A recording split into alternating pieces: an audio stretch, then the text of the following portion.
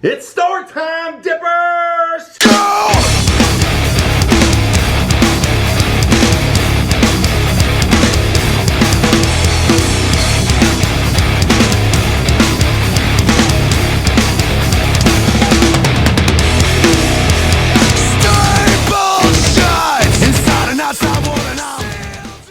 Hey everybody, welcome to the Mudjug One channel. I am your host. Welcome back to another edition of Story Time. We are going to be talking about the strip club business. But before we get started, we're going to load our lip. So what are we dipping on today, Mudjug One? Well, we're dipping on a little bit of that Tough Guy cinnamon. Tough Guy makes some really interesting flavors. Now this is my favorite Tough Guy flavor, is the cinnamon. A lot of people know I've switched over to Grizzly Long Cut because some certain company is being an asshole, so I switched to Grizzly.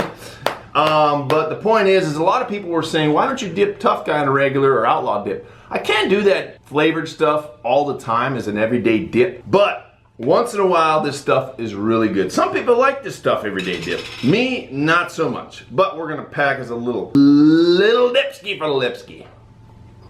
The juiciness, holy shit.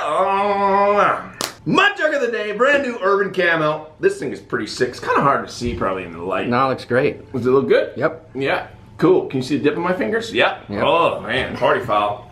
Speaking of asshole companies, we used to do mail call around here. Yeah, we used to. And guess what? Not anymore. We don't even open this shit. Have a nice day. I'm not going to promote your company anymore. What do you think about that? I want to thank everybody for their comments on the last video. If you haven't watched it, it's pretty interesting. It might surprise you. A lot of Patriots came out and commented. A lot of people also commented to win the Radcon 1 shirts, and we're giving away a protein powder as well. The winners are Adam Miller, Trevor Herning, Redneck Ruben, Carving Piper, David Zilch, and Dylan Hine. If I called your name, then send us a message that you are a winner to mjphotos@mudjug.com, and then my good old buddy pal Chris Tips 1 will handle that shit. Without further ado, let's talk about the strip club business. I'm gonna give you a little history before I get into the dirty, stinky, greasy details of my strip club career. This Storytime episode brought to you by kagear.com. Just kidding. That's where I got the shirt. Shout out to Jesse Ryan. So, I was working as a machine shop manager. Yes, I actually used to be a machinist, believe it or not. And I was busting my ass, barely paying the bills. And I started training. That's when I was doing MMA. I was working my ass off, and I met a guy that I was training with who was working in the strip club industry. And so he got me a job working 2 night shifts as a bouncer at a strip club. I was making more money working 2 nights a week as a strip club bouncer than I was working 5 days a week, 8-10 hours a day as a machinist. Soon I quit being a machine shop manager / machinist, and I was a full-time bouncer at a strip club. Just to explain to people, why do people like DJs and waitresses and managers and bouncers, why in the strip club industry you make good money is because the strippers, well, let's call them dancers, because that's, oh, what do you do for a living? I'm a dancer. Oh, really? What do you do? Salsa, polka, the waltz, ballet, no, pole dancing? So how you make money is that the strippers, they tip you. If you're a DJ, if you're a doorman, you're a bouncer, whatever. That's how you make money. And in that industry, basically everybody works off of tips. So the first club I worked at, basically the guy who got me a job there, he was a manager and I was a doorman, a bouncer. A bunch of the guys who I was fighting with, who I was doing MMA with, started working there. Well, holy shit. Any opportunity to rack some skull, I'm telling you. And we had this crazy Asian, I think he was Chinese. He was a crazy general manager. He'd come around and he would just provoke, because he'd love to see all his guys who were fighters and knew how to fight get kicked the shit out of people who were just even looking at you wrong. It's hilarious. So, what would cause you to beat someone up? Well, somebody gets a lap dance and doesn't want to pay. We would get the money out of them one way or another. I'll just leave it at that. Somebody who is obviously coming in drunk. Now in California, most places in California, the clubs that I worked at were full nude, and you cannot serve alcohol in full nude clubs in California. Good old California. But people would come in and they'd be hammered, and then they'd start shit, and fights would occur. But I remember this one time. And I'll tell you this story because it's funny, not because I think I'm some badass. So I was out in the front. We got this guy outside because he was being an asshole. We didn't fuck him up too bad. Got him out front, and my crazy general manager turns to me and goes, "Dossie, kick his ass." So I just walked up to the guy, and he looked like he was about ready to throw one, and I socked the dude. And I've never hit somebody so hard in my life where they actually came off their feet. Like the guy like literally just flew up off of his feet. It was hilarious. I even surprised myself, right? Like this dude literally like you see in the movies and shit. From that day forward, Dossie have fastest knockout ever. So funny. But the problem is that word got around that this particular club had a bunch of fighters that used to beat the shit out of people, and before long, all the gangsters used to show up, and that place got shot up. Literally, they would do drive-bys and shoot the fucking place up with people inside. Yeah, wasn't cool. But Chris, we didn't always just fight with the patrons. We would fight with the strippers. Not with them directly, but we would have to break up stripper fights. Because look, when you're a stripper, look, you gotta desensitize yourself based on what you're gonna be doing for the rest of the night. You know what I'm saying? Right. So they would be under the influence of many different substances, and they would be fighting over customers. They would, be drunk or whatever, and they would get into fights. The toughest fights to break up were the actual stripper fights. Why would they fight over what, tips or like that was my guy? Customers or whatever. You know how women are. They're loony. Oh, you looked at me funny. Fuck you, right? I mean, it was crazy, dude. It was crazy.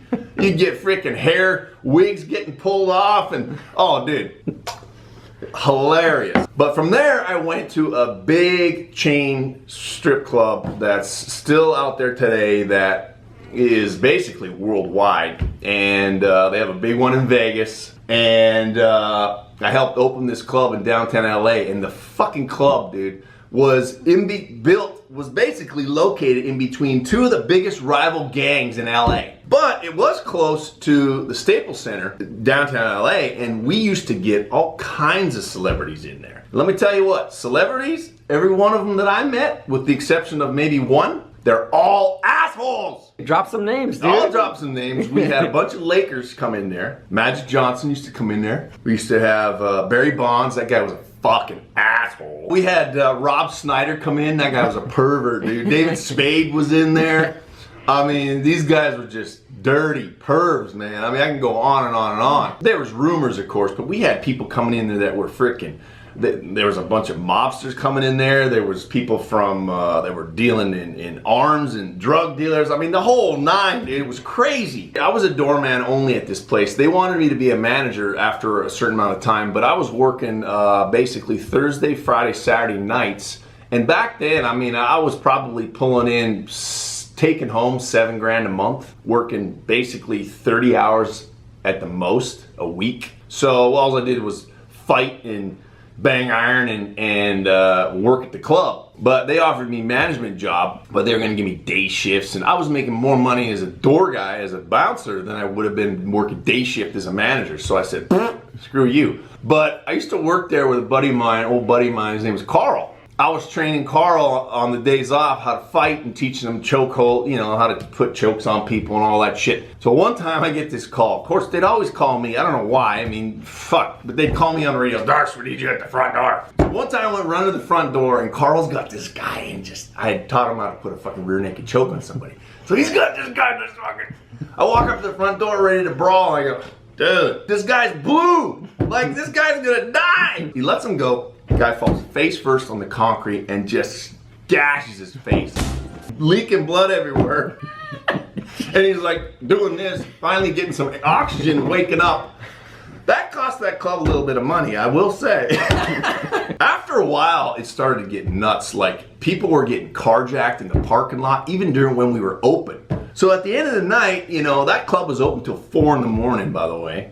They didn't serve alcohol. Bouncer's responsibility: walk the girls to their car, make sure they get there safe, and then come back in and get another girl, and obviously get tipped for doing that and for taking care of them throughout the night and so on. Well, fuck. After a while, I started packing my heater just in case something were to go down because that's how bad it was getting. The club was in the shittiest spot in LA and there was fucking bums outside harassing customers. One time this bum took a screwdriver and tried to stab one of the managers for telling him to fuck off. That club on a busy night, you'd have maybe 50 strippers working, which is quite a few, but you go to Vegas, there's 250, 300. And some of these girls, man, I mean, some of these girls would go in there and they'd be lucky to leave with a couple $100. And then some of these other girls who were hustlers and dirty, of course, dirty, I mean, dirty. They'd go home with $2-3 grand a night. They were doing shady shit though. Well, yeah, a lot of them, yeah. But as a door guy, as a bouncer, one of the bouncers had to mark dances because the club gets a percentage, however many dances a stripper does, right? So the club gets a cut off of a topless and gets as a cut off of a nude dance, whatever it is. So you got to mark dances every 2 minutes. So nobody could do it right. So guess who had to do it? Me. So you had to have a flashlight with a clipboard, and every time a girl came in, you put her name down, and you got all these fucking names: Mamby, Trixie, Brandy, Tiffany. I mean, gee, they all sound the same. So you got 50 girls on a clipboard, and you got to mark their dances, right? So you get them on there, and then so you do a dance special, a 2-for-1. By the way, a 2-for-1 is not really 2 dances for the price of 1. They just cut the songs in half. The same fucking thing as a 1-for-1. Just so you know. The lights are off. The girls are on the back couch. We're doing a 2-for-1. Oh yeah, you got 50 girls that are grinding on dudes, and you got to recognize them. Not only do they all have names that sound the same, but you got to recognize them based on their ass. A flashlight, shining the flashlight on their ass. Oh, there's Trixie, there's one. Oh, there's Brandy, there's one. Oh, there's frickin' Stephanie, there's one. I mean, you go on and on and on, and you got to recognize these girls within 2 minutes. 50 girls, topless or nude, you got to mark them on the clipboard. And then you got to find a girl to go on stage if the girl who's supposed to go on stage is on the couch grinding dick. You got to get somebody else to go up on stage in her place. Like some of these girls, they would, at the end of the night, they had to pay out. They had to pay the club what their percentage was based on the dances they did. Some of these girls would go, oh no, well I got 25 dances and you have me down for 23. So if a door guy doesn't mark the right number of dances, you can get in trouble. You get fired, right? I used to overmark girls all the time just to make sure. Especially if they didn't tip worth the shit. The girls who tipped good, we'd take care of them. The girls who are tipped like shit, carry your own fucking bag to your car. And, oh, this guy owes you money? Oh, well, sorry. You know, oh, well, I guess what? I overmarked you a dance or two because you're a cheap bitch and you're going to have to pay anyway now. So that particular club I worked at, that club used to do about 100 grand a week. Do the math. So at the end of the day, word got out because this particular strip club basically has a corporate structure even back then, and word got out and people were talking shit because some of the door guys, me included, weren't taking, you know, we weren't accepting the promotions to become managers. So they started questioning us. And some of the strippers who were cheap bitches that we used to give shit for not tipping us started talking to people, and before you know it, there was a big investigation as to why the door guys, or what's going on here at the LA club. And basically they cleaned house and they just fucking fired everybody. And I was one of them. But it was a blessing in disguise. Let that be a lesson to you people. Sometimes shit happens that you think is just the end of your life, but usually there's a reason for it. And I made a lot of money in that strip club business, and I got something out of it. I started buying properties. It wasn't a waste. A lot of those guys, they were banging all the strippers. By the way, everybody who came in there, oh my God, how do you get a job here? Oh my God, it's so, yo, this is the best job in the world. Granted, I'm pretty much a vagina expert. I'm an amateur gynecologist at this point, but the negativity and all the bullshit and the stress. I mean, I was marking dances most of the time, and I used to have nightmares about missing dances for years even after that shit, because I was stressed out about missing dances all the time, just like a fucking robot. So at the end of the day, yeah. I mean, I could tell you guys some graphic shit, but I don't want to go down that road because I don't know how young people are watching this, and you know. And it is YouTube. And it is YouTube, so. Let me know what you think. Ask me some questions in the comments. I'll answer them. Speaking of stories, I think next story time we're gonna do, Chris, is we're gonna do story time on a book that I started writing. Oh. Yes, I started writing a book years ago, and it's about women. I suggest you Tune in for that one. And I did pull out a bunch of pictures. People want to see pictures. Check this shit out. I'm going to show you guys one of these pictures right here. Look at this picture of me getting ready for my graduation. Look at the mullet on that dude. Look at that guy. Look at that. Look at that mullet. Look at that mullet, bro. So we'll also do some videos, storytime videos, me showing pics of old pictures of me, just for a laugh. I don't care. It's all for entertainment. I hope you guys enjoyed it. Sorry that this video was a little long, but grab yourself an Urban Camel mud jug and get you some Tough Guy cinnamon. This shit is candy, man. It's good stuff. What is the code for? Mudjug 10. Mudjug 10, 10% off if you want to try some Tough Guy. You can get Outlaw Dip on there too. I'll leave you with this. Always be a man and reach for that can, because if it ain't dip, it ain't shit. If you ain't packing, you slacking. And speaking from my experience in life, you can't make a hoe into a housewife. Ah! I have never asked for a handout, free shit from anybody. I have created a business that has stimulated the economy and creates jobs and